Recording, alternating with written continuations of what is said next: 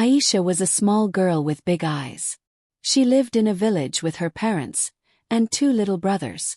Aisha loved to read books and help her mother sweep the floor. One day something special happened. A letter came in a brown envelope. Her mother opened it and smiled big. "You got a scholarship," her mother shouted. "What is that?" Aisha asked. "It means a big school wants you to come and learn there. It is a very good school." The school was called Emerald Heights College. It had tall gates, clean classrooms, and girls who wore neat uniforms. Only rich children went there. But Aisha was lucky. She and one other girl named Tari were picked to go for free because they were smart. When Aisha got to the school, she saw many girls. Some wore shiny shoes. Some had gold earrings. Some had fancy hair. Aisha and Tari didn't have those things.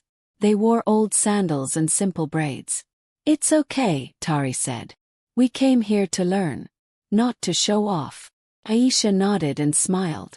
In the school there were three girls that everyone talked about. Their names were Selena, Bianca, and Ivy. They were called the Crown Circle. The Crown Circle was rich. They had big beds in the hostel with pink curtains. They drank juice and ate popcorn every night. They had phones and shiny bags. Everyone wanted to be like them. On Saturdays they went out in big cars. Men came to pick them up. They wore pretty dresses and came back late at night. They smiled and laughed and looked like movie stars. Aisha and Tari watched them from the window. "Wow," Aisha whispered. "They are just showing off," Tari said. "We don't need all that." But Aisha kept looking. Deep inside she wanted to be like them too. Every Saturday the girls in the school went to the hair salon. It was a big room with many chairs. Hairdressers were there to braid and style hair. Some girls did cornrows, others did big braids or ponytails. But before anyone could sit down, something always happened. "Wait," the hairdresser would say. "The Crown Circle must go first." Selena, Ivy, and Bianca always came first. They paid a lot of money. The hairdressers gave them special treatment. They got the best styles and the nicest creams. All the other girls had to sit and wait, even if they came early. Aisha and Tari didn't have money for the salon. They sat outside on a small bench. Aisha braided Tari's hair. Then Tari braided Aisha's. "We are lucky we have each other," Aisha said, smiling. "Yes," Tari said. "Our styles are simple, but we look nice." After they were done, they went back to the hostel. They walked past the Crown Circle's corner. The girls were drinking smoothies and eating popcorn. "Look at those poor girls," Bianca said loudly. "They look like they came from the village bush." Ivy laughed. Aisha felt her cheeks burn. Tari squeezed her hand. "Let's go," Tari said. Just as they were walking, Tari tripped and spilled her smoothie. "Oh no. I'm sorry," Tari said. Bianca stood up and pointed. "You spilled my smoothie. That smoothie cost 7,000 naira. Tari's eyes grew big. I don't have that kind of money," she said softly. "If you can't pay, then be careful next time," Bianca said with a mean smile. Aisha wanted to say something, but she stayed quiet. Inside her heart she felt small. One day after class, Aisha was sitting alone and reading her book. She liked to read during break time. Made her happy. Then someone walked over to her. It was Selena. Aisha looked up in surprise. "Hi," Selena said. "You like reading, huh?" Aisha nodded. "Yes." "Well, guess what?" Selena said. "We're going out this Saturday night. Me, Bianca, and Ivy. And we want to invite you." Aisha blinked. "Me?" "Yes, you." Selena smiled. "You're smart. Or kind. We want someone like you around." "But why me?" Aisha asked. Selena shrugged. "Most girls beg to be with us. But I feel like you have something special." Aisha didn't know what to say. Her heart was jumping. She had never been invited to anything fun. "Okay," she said quietly. That night, someone came to her bed and dropped a food box. Inside was grilled catfish and a cold smoothie. There was also a small note. "Welcome to the good life, Crown Circle." Aisha smiled as she took a bite. This tastes so good, she whispered. Tari saw the food and frowned. Where did that come from? She asked. The girls sent it to me, Aisha said. They invited me to go out with them. Tari sat on the bed beside her. Are you sure that's a good idea? They're being nice now, Aisha said. Maybe I can belong too. Tari said nothing. She just looked at Aisha and sighed. Saturday night came. The moon was bright in the sky. Most of the girls were already in bed. But Aisha was getting dressed. Selena had given her a pretty black dress. It had shiny buttons and tiny sparkles. Wear this, Selena said. You'll look like a star. Aisha wore the dress. She looked at herself in the mirror. She didn't look like village Aisha anymore. She looked like a big girl. She put on perfume that Selena gave her too. Tari walked in and saw her. Aisha, she said softly. You're really going? Yes, Aisha said. I want to see what it's like. But we agreed to stay away from things like this, Tari said. We promised to focus on school. I just want to try one time, Aisha said. Tari didn't argue. She just sat on the bed and looked sad. Aisha felt a little sorry, but she still left. She met Selena, Bianca, and Ivy behind the school fence. A big car was waiting. The man driving it was tall and had a big smile. Hello, ladies, he said. He hugged Ivy and opened the car door. The girls got in. Aisha sat quietly in the back. They drove to a big house with lights everywhere. The gate opened and the car went in. Wow, Aisha whispered. There was a swimming pool with blue lights. There was music playing. Some people were dancing. Others were sitting and laughing. Aisha felt shy. She had never seen anything like this. Inside the house, there were soft chairs, shiny floors, and plates full of food. Come on, relax, Selena said. You're one of us now. From that day, Aisha started spending more time with the crown circle. They gave her gifts. They told her how to walk and how to talk in a soft, sweet way. This is how big girls act, Ivy said. You must smile with your eyes, Bianca added. Aisha listened and followed everything they said. Ken, the man who drove the car, started calling her. He said, You are so beautiful, Aisha. Like an angel. He gave her a new phone. You are special, he said. Aisha was happy. She had never had her own phone before. Now she had a new dress, a new phone, and new friends. But something was changing. Aisha didn't sit with Tari anymore. She stopped reading during break time. Her grades were falling. She felt sleepy in class. Tari tried to talk to her. Aisha, we used to do everything together, she said. I know, Aisha said. But I have new friends now. I'm different. Please be careful, Tari said. This is not the life we came here for. But Aisha didn't listen. She laughed with Selena, Ivy, and Bianca. She started going out every Saturday. They danced. They drank things that made her head feel light. And slowly, Aisha started forgetting the promise she made to her mother before leaving the village.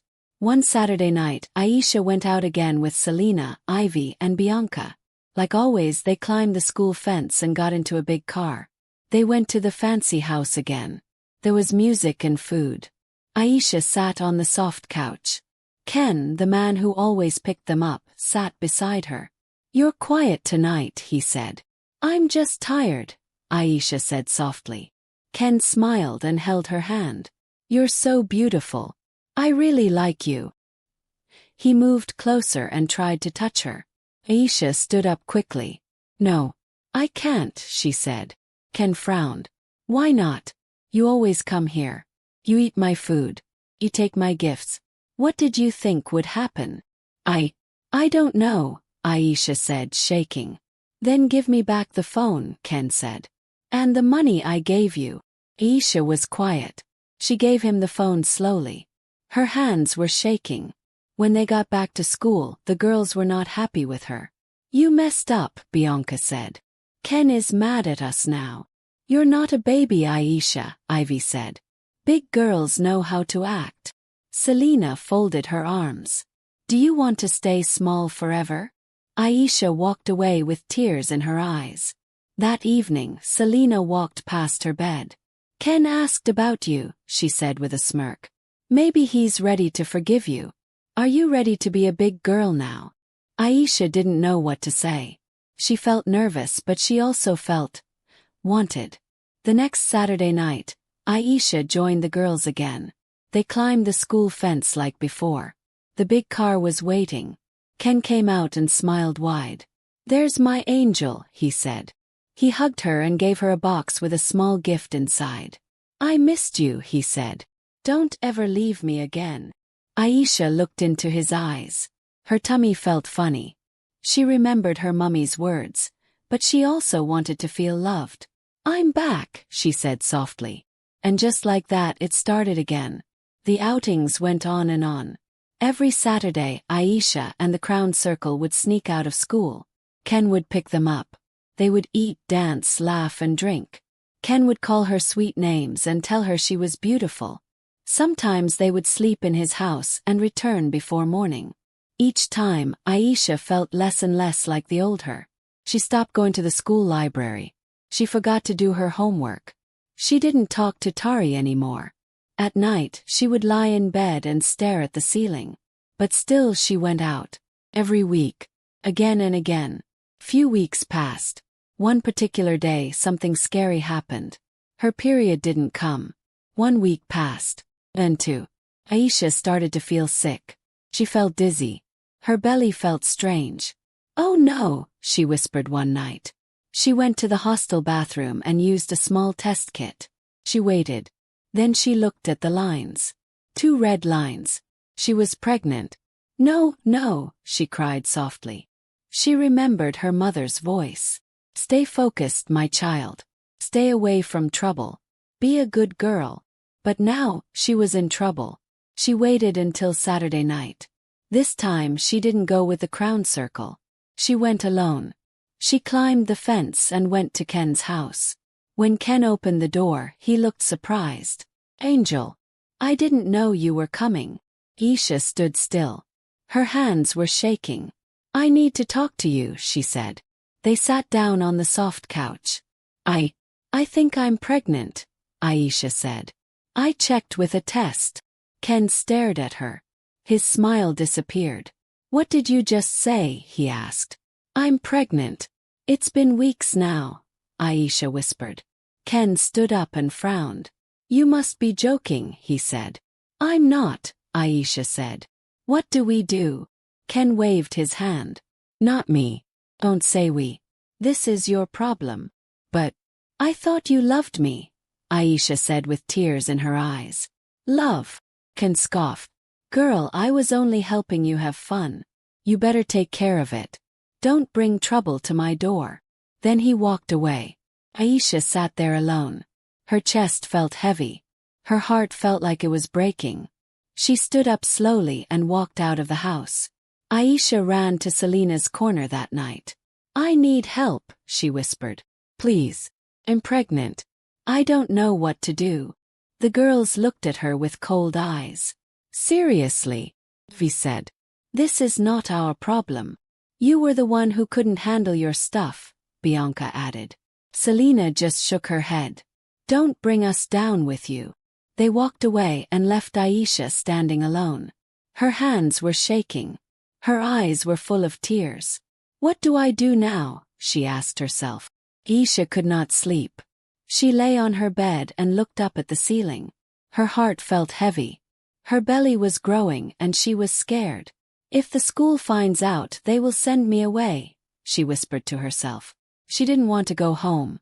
She didn't know how to face her mother. She didn't want her father to cry. She didn't want her little brothers to ask, Sister, what happened? The next morning, she walked to Bianca's corner again. Please, she begged. Help me. Bianca looked at her and sighed. Fine. I know someone. Man. He does abortions. Aisha didn't understand the word very well, but she nodded. Please take me there, she said.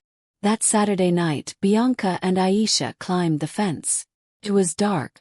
They didn't talk much. They took a small car to a tiny house. The house was behind a shop. The man who opened the door looked old and sleepy. "You're 3 months pregnant," he said after checking Aisha. "This is not safe. It's very dangerous." Aisha looked down. "Please. I don't want to be pregnant." The man shook his head. "You are still a child." But after talking for a long time, he agreed to help. Inside the room it was not clean. There was no hospital bed. No nurse. Just a table and some tools. The man told Aisha to lie down. Then the pain began. Aisha bit her lip. She closed her eyes. It hurt so much. After some time it was over. "You can go now," the man said. Aisha stood up slowly. Her legs were weak. As they walked back to school, Aisha felt very dizzy. Her eyes were blurry. Her stomach hurt. When they reached the hostel gate, she fell down. Bianca screamed, "Help! Help!" Some girls ran out. Teachers came. The matron shouted. Aisha was bleeding. So much blood. They rushed her to the hospital. The doctor and nurses worked fast. Her parents were called. They came running. Her mother held her hand and cried, "Why, my child? Why didn't you tell me?" Aisha cried too. She was tired. She was sorry. The doctor said, "We stopped the bleeding. She will live. But there's damage. She may not be able to have babies in the future." Aisha heard this and felt cold inside. After some time, Aisha didn't return to Emerald Heights. She stayed home for months, quiet and sad. One day Tari called. "I still care about you," she said. "I'm glad you're alive." "Thank you," Aisha whispered. That evening, her mother held her hand. "You made a mistake, but I still love you," she said. "I want to do better," Aisha replied through tears. Later, her mum came into her room. "There's a new school. You can start again." Aisha looked up. "Really? You still have a bright future," her mum said. Aisha smiled. "Okay. I will try." Years later, Aisha became a teacher. She worked hard and helped girls like her. To one sad student she said, "You don't need to be rich to be special. Just be kind." One asked, "Miss Aisha, were you always perfect?" "No," she smiled. "I made mistakes. But I learned. Always listen to the good voice inside you." The girls clapped. Aisha looked outside at the sun and whispered, "I will never forget." What about you? Have you ever tried to change just to fit in? Remember, your true self is your greatest gift. Be kind, be brave, and never forget who you are. If this story touched your heart, share it with someone who needs a little light today. Don't forget to like, share, and subscribe for more powerful and inspiring stories. Your support helps us keep telling stories that matter. Thanks for watching. See you in the next story.